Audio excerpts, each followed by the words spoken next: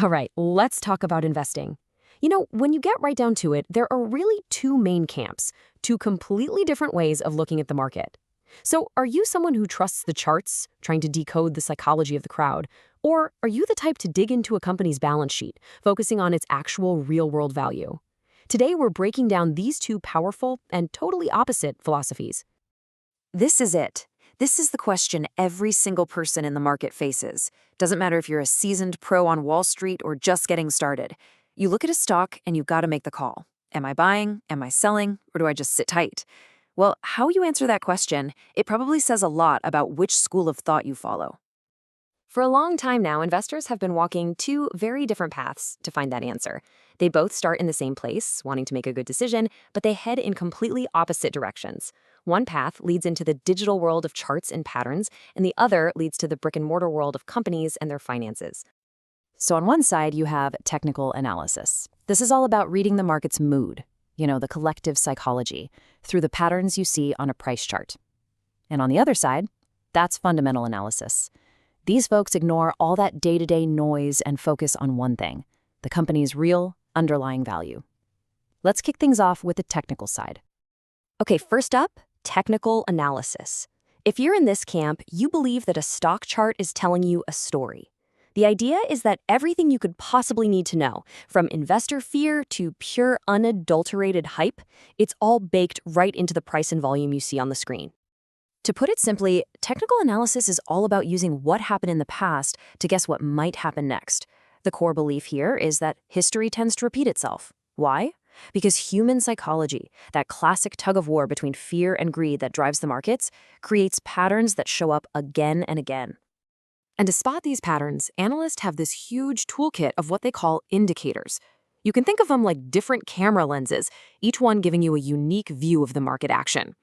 We're going to look at a few of the big ones to see how they actually work, starting with one called the parabolic SAR. The parabolic SAR is pretty cool. It's all about trying to nail down when a trend might be running out of gas and about to flip. What it does is it puts a little dot on the chart that trails the price. Now, if that dot is below the price, things are looking bullish, positive. But if it flips and suddenly appears above the price, that's your heads up that the trend might be turning bearish or negative. All right, next up we have the stochastic oscillator. Now, this one isn't so much about the direction of the trend, but more about its momentum. It's basically asking the question, how much oomph is behind this current price move? And it figures that out by comparing where a stock closes to its recent high-low range. So here's what you really need to know. The oscillator works on a scale from 0 to 100. When that reading gets up about 80, it's a big signal that the asset might be overbought. All that means is the price has been consistently closing near the top of its range, and, well, that kind of frantic pace is really hard to sustain. It's a warning light that the upward push might be losing steam. And you guessed it, the exact opposite is true. If the reading drops below 20, it suggests the asset is oversold. It's a sign that sellers might be getting tired and that the downward slide could be getting close to the bottom. Now, here's the thing. Really sharp traders, they almost never rely on just one signal. It's all about confirmation. So they combine indicators to build a much stronger case. For instance, a really common strategy is to first use the ADX to make sure a strong trend even exists. Then they'll use the MACD to confirm the direction of that trend's momentum. And only then will they use something like the parabolic SAR to pinpoint the perfect moment to actually get in. Now, I know what you're thinking. Tracking all these indicators sounds like a ton of work, right?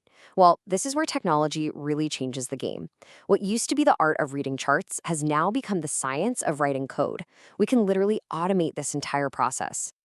Take this, for example. There's an awesome Python library called TA that does all the heavy lifting for you. With just one single line of code, you can calculate dozens of these technical indicators almost instantly. Seriously, what used to take hours of staring at charts can now be done in the blink of an eye. And here you can see that power in action. This chart is showing us the ADX indicator. Now look closely. See right after the 46,200 mark, where that black ADX line shoots up above 50? That's the indicator screaming that a very strong trend is building. And what happens right after? Boom, a huge surge upward in the price, which is that green line. And we see a really similar story here with the MACD. On this chart, that black line is showing us momentum.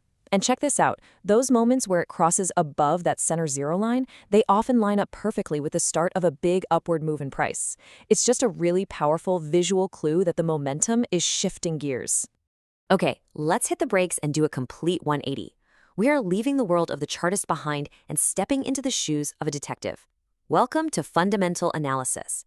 The core belief here is simple. Eventually, a stock's price will reflect the company's true value. So your job as an analyst is to put on your detective hat and investigate the company itself. The whole goal is to figure out a company's intrinsic value.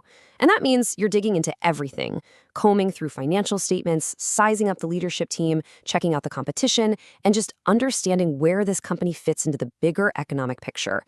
At the end of the day, you're trying to answer one question. Is this stock a bargain right now, or is it way overpriced?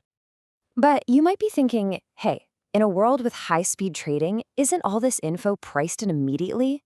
Well, not always. A fascinating study from 2018 on the Chinese market found that key financial data doesn't always sync up with stock prices right away. In that little delay, it creates a window of opportunity for the detectives, the fundamental analysts, to spot value before everyone else catches on. And just like we saw with technical analysis, we can use code to put our detective work on steroids. With a good financial data API, we can pull a company's entire financial history in seconds. So let's do that right now for a company we all know, Microsoft. First up, we can instantly grab its price-to-earnings ratio, or PE. At about 35, this tells us that right now investors are willing to pay $35 for every $1 of Microsoft's profit. It's a really quick shorthand for what the market thinks about a company's future growth. Next, we can pull its earnings per share, or APS. This shows that for every single share of stock out there, Microsoft made almost $12 in profit. It's a straight-up measure of how profitable the company is for its shareholders. And finally, we can see the dividend yield. This number tells us that the company pays out about 0.73% of its stock price back to investors every year in dividends. If you're someone who wants to generate income from your portfolio, this is an absolutely crucial number to watch. So, there you have it. You've got the chartists, who are trying to read the mood of the market, and you've got the detectives, who are investigating the cold, hard facts of a business. They take two completely different roads, but they're both trying to get to the exact same destination, making a smarter investment decision. And this table just sums it all up perfectly, doesn't it? Technical analysis is all about price history, usually for short-term plays to decide when to make a move. Fundamental analysis uses financial data, usually with a long-term view, to decide what is actually worth buying. It's the classic difference between timing the market and valuing the business. Which really brings us to the big question for you. Are you a chartist or are you a detective? But the truth is, maybe that's the wrong question.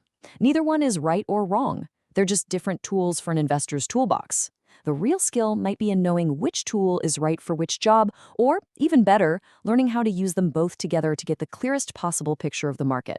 So what's your play?